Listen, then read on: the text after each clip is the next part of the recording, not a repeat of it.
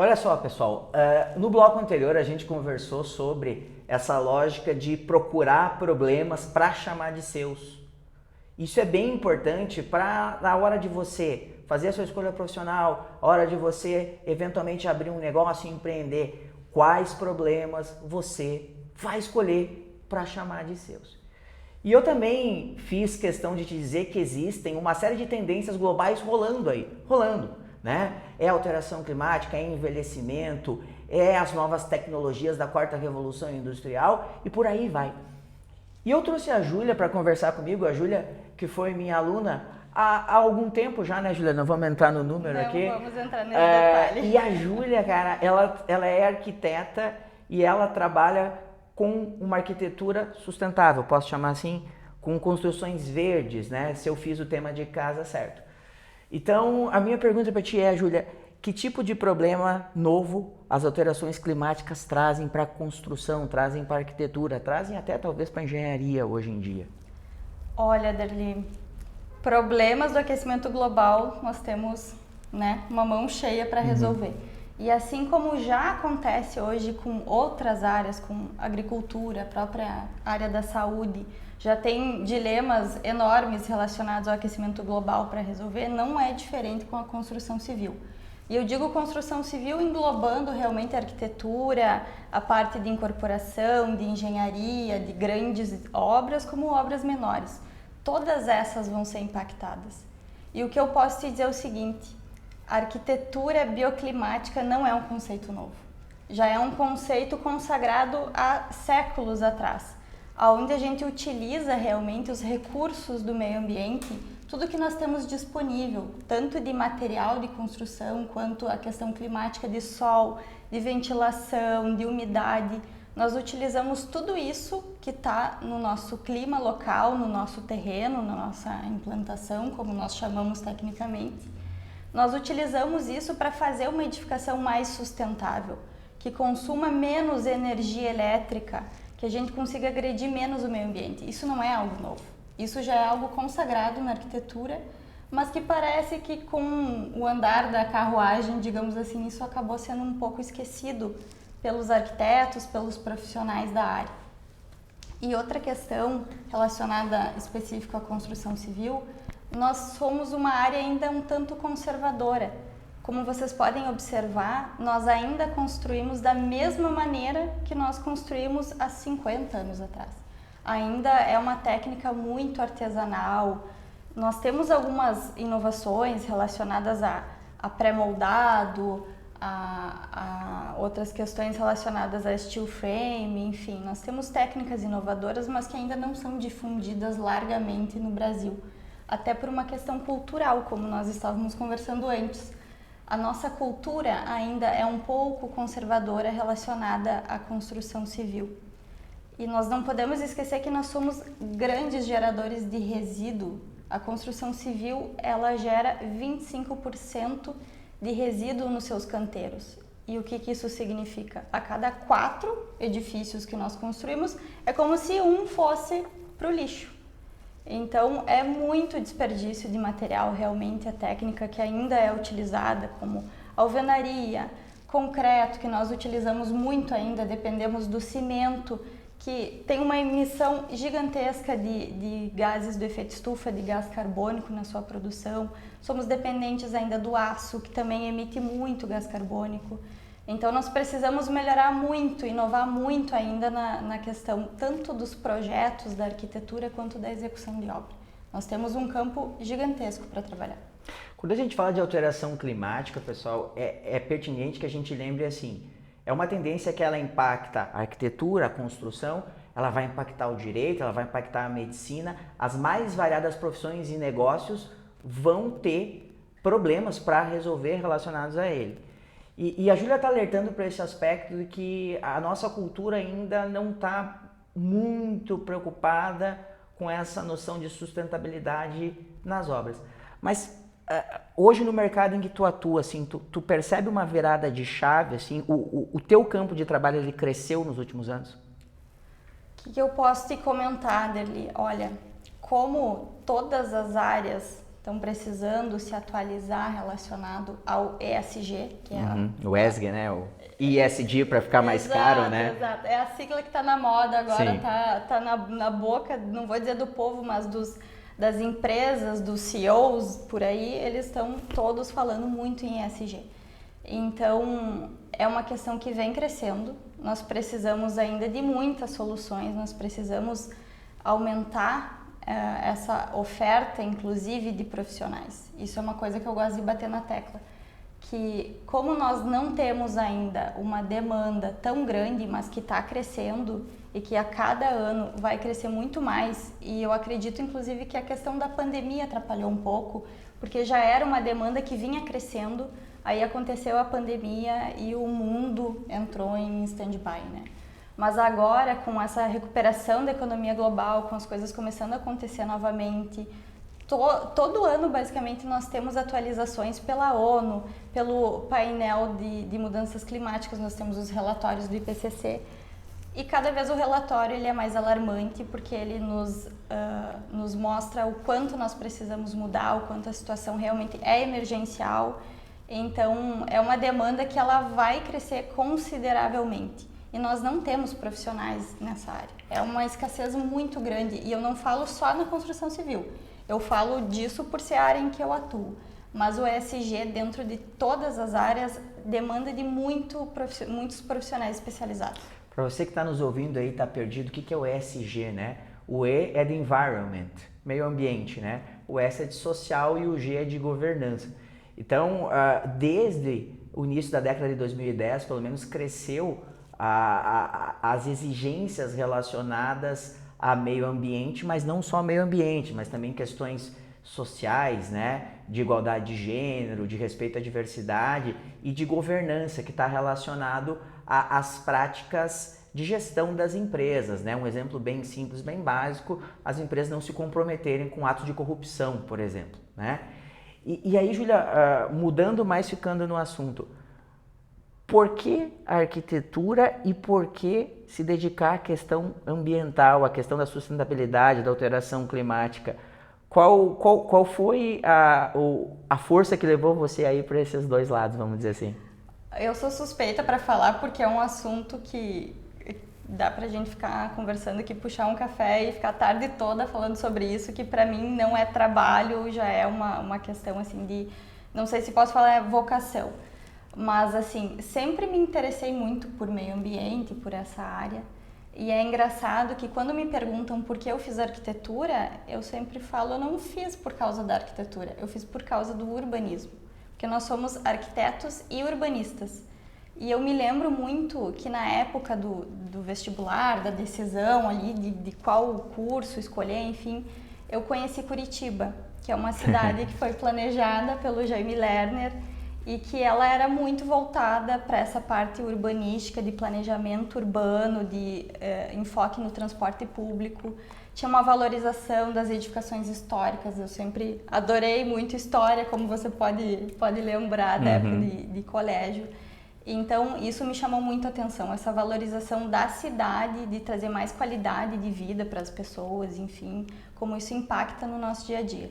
E eu lembro que eu me interessei muito por isso, pelo urbanismo. E quando eu entrei na faculdade, comecei a cursar, eu descobri a parte da arquitetura sustentável, que é você conseguir projetar edificações que, como eu comentei, consumam menos energia, que você consiga planejar aquilo de uma forma que agrida menos o meio ambiente, você utilize menos ar-condicionado, que você tenha uma ventilação natural, uma iluminação natural. Tudo isso me encantou muito, porque assim eu consegui unir a questão urbana, porque as edificações que nós projetamos, elas interferem na nossa cidade, interferem tanto na sociedade que vai estar usufruindo daquela edificação, quanto do planeta, a gente ajudando a fazer algo mais sustentável. Então, isso foi algo assim que me encantou. E relacionado a tendências, isso é algo que eu tô falando de mais de 10 anos atrás, né? Omitindo a idade, mas há mais de 10 anos atrás que eu fiz essa escolha, eu tô fazendo 10 anos de formada já na arquitetura, mas que com a tendência global, isso há 10 anos eu escuto que o verde, que o sustentável é o futuro. Então, isso é algo que o futuro chegou. né? Com as mudanças climáticas, elas nos obrigam a aceitar que o futuro chegou e que a gente precisa se adaptar a ele. Uma das questões, pessoal, que eu trago para vocês em outras aulas é a questão das experiências diferentes.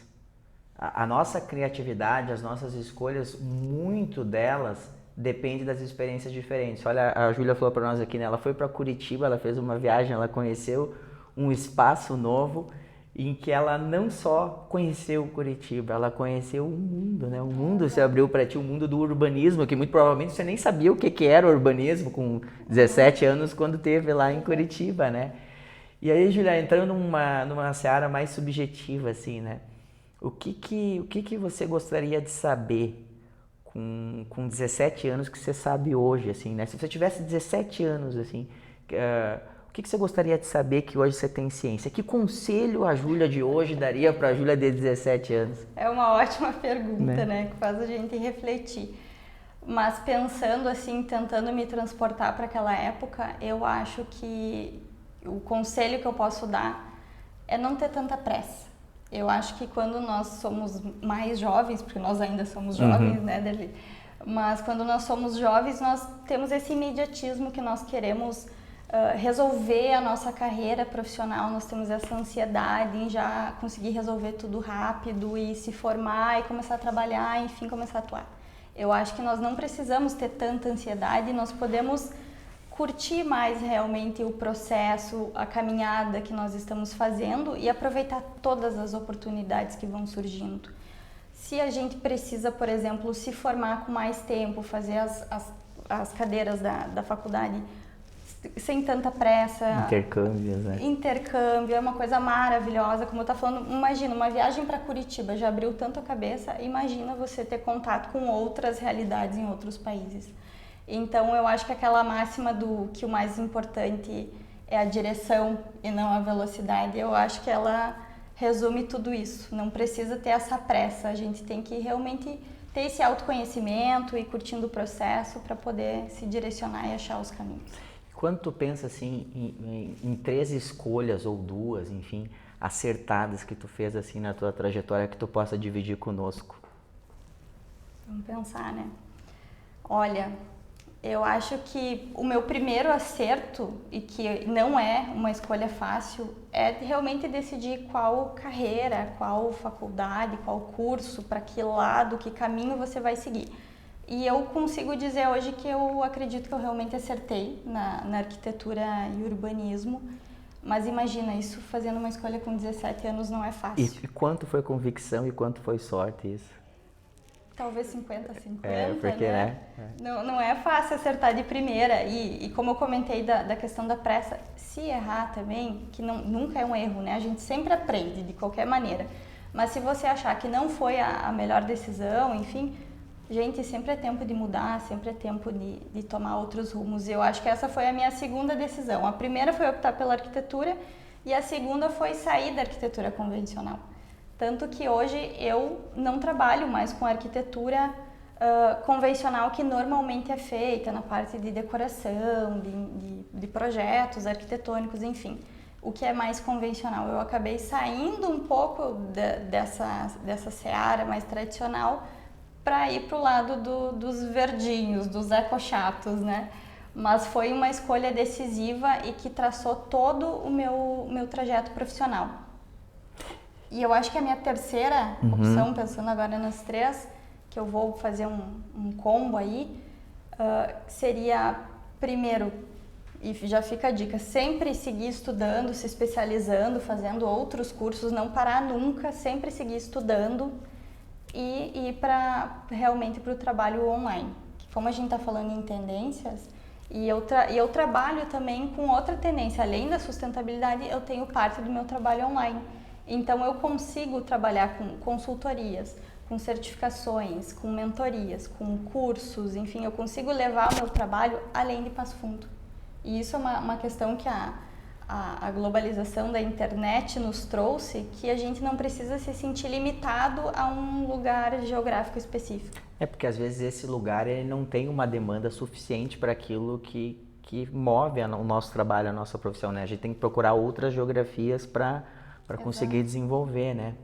E uma outra questão, Júlia, se você pudesse, assim, dar uma dica de livro, de série, de filme para o pessoal conversar aí, para o pessoal saber mais, se informar sobre tendências globais como alteração climática ou mesmo sobre questões subjetivas, um livro que foi importante para ti, assim, pode ser uma ficção, ou um filme, ou uma série, o que você indicaria para o pessoal? Olha, eu sou muito fã de filmes clássicos. Eu adoro cinema e essa é uma dica que eu dou pro pessoal, assim, uma dica bem pessoal, para vocês buscarem assistir filmes clássicos, porque muito do que é feito hoje no cinema, em séries, enfim, que a gente acha o máximo, nada se cria, tudo se copia, se transforma. No momento que você vai procurar ali a gênese daquela ideia, que você vai para o filme clássico, você vai para uma leitura mais clássica, você acha a inspiração de onde veio aquilo. Tem uma lista imensa de filmes para indicar, mas um filme que eu adoro muito é o 2001, Uma Odisseia no Espaço, que eu acho que ele faz um link muito interessante com a modernidade, o que a gente está vivendo hoje, é muito interessante. E eu trouxe dica de 2 livros ali, Derli, se você puder me alcançar. Vamos alcançar os livros para indicar para o pessoal. Para a Júlia aqui, ó. Vamos que pro primeiro. Um pouco a minha bíblia pessoal, enfim. Mas o André Carvalhal, ele é muito interessante, ele tem esse livro Como Salvar o Futuro. E dentro desse livro, ele tem diversas outras dicas de livros, de palestras, de séries, de filmes. É muito legal, ele fala muito sobre o mundo que a gente vive hoje, toda essa questão de tecnologia, ele fala sobre mudanças climáticas, mas não apenas, ele fala sobre diversas questões que a gente encara hoje na modernidade. E outro, um pouquinho mais puxando a brasa para o meu assado, é esse aqui da Fê Cortez, que é o Homo Integralis, uma nova história possível para a humanidade, onde ele fala muito sobre como é a nossa dinâmica, a nossa dependência da natureza, que às vezes nós somos um tanto arrogantes em achar que a natureza deve se submeter ao ser humano, quando na verdade o ideal é que a gente se integre a ela e respeite. Você sabe que eu percebo esse antropocentrismo nosso ainda na questão da causa pet, né? Que eu acabei me vinculando com o passar do tempo e muitas vezes as pessoas têm essa concepção de que aquela vida é uma vida inferior à nossa e que é muita dedicação para aquilo, né? E isso é fruto de uma construção mental, um historicismo em torno do antropocentrismo que ele é grande, né? E é difícil romper essa lógica e isso está nos levando à questão da destruição do planeta também, né? Você me lembra que até esse livro é prefácio do André Trigueiro. Procurem esse cara porque ele é incrível, ele é jornalista e ele fala também muito sobre mudanças climáticas, sobre essa nossa relação com o planeta, é muito interessante, ele apresenta o Cidades e Soluções na Globo News. E eu acho que isso que você comentou da questão pet, aí a gente já entra também em questões de veganismo, de vegetarianismo, aí a gente também tem a questão da emissão de gases do efeito estufa no consumo de carne, aí a gente entra na questão cultural, então é um assunto que dá pano para manga, né?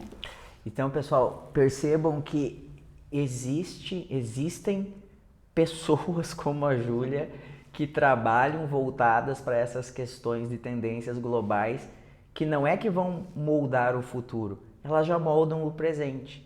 Então, independentemente da profissão que você for escolher ou da área do negócio que você quiser empreender, vale a pena você escutar ou você olhar o que está acontecendo no mundo, porque de repente está aí o nicho do mercado, está aí algo mais precioso ainda, um senso de propósito que você vai achar não só para a sua vida profissional, até mesmo para a sua vida completa enquanto ser humano, certo? Obrigado, Júlia, foi um prazer te receber. Foi um prazer, muito obrigada pelo convite. Que isso, foi um prazer. E depois eu volto para conversar contigo sobre outro tema, beleza? Até mais.